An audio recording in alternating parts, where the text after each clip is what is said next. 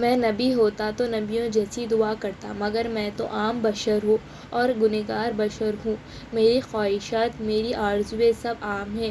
یہاں کھڑے ہو کر کبھی کوئی کسی عورت کے لیے نہیں رویا ہوگا۔ میری ذلت اور پستی کی اس سے زیادہ انتہا کیا ہوگی؟ میں یہاں کھڑا، حرم پاک میں کھڑا ایک عورت کے لیے گڑ گڑا رہا ہوں، مگر مجھے اپنے دل پر اختیار ہے، نہ اپنے آپ پر۔ یہاں میں نہیں تھا جس نے اس عورت کو اپنے دل میں جگہ دی، یہ تو نے کیا، کیونکہ میرے دل میں اس عورت کے لیے اتنی محبت ڈال دی کہ میں تیرے سامنے کھڑا بھی ہو کر اس کو یاد کر رہا ہوں۔ کیوں مجھے اتنا بے بس کر دیا کہ مجھے اپنے وجود پر کوئی اختیار نہیں رہا۔ میں وہ بشر ہوں جسے تو نے ان تمام کمزوریوں کے ساتھ بنایا۔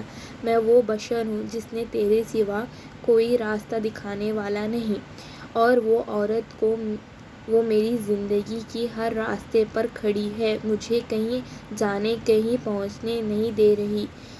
یہاں تو اس کی محبت کو میرے دل سے اس قدر نکال دے کہ مجھے کبھی اس کا خیال تک نہ آئے، یا پھر اسے مجھے دے دے۔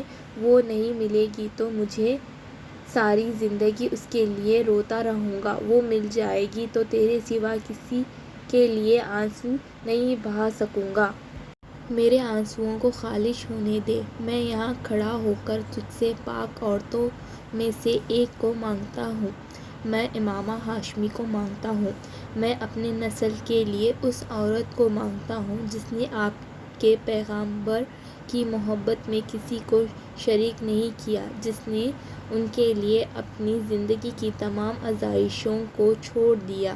اگر میں اپنی زندگی میں کبھی کوئی نیکی کی ہے تو مجھے اس کے عوض میں امامہ ہاشمی دے دے۔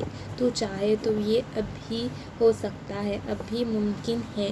مجھے اس آزمائش سے نکال دے، میری زندگی کو آسان کر دے۔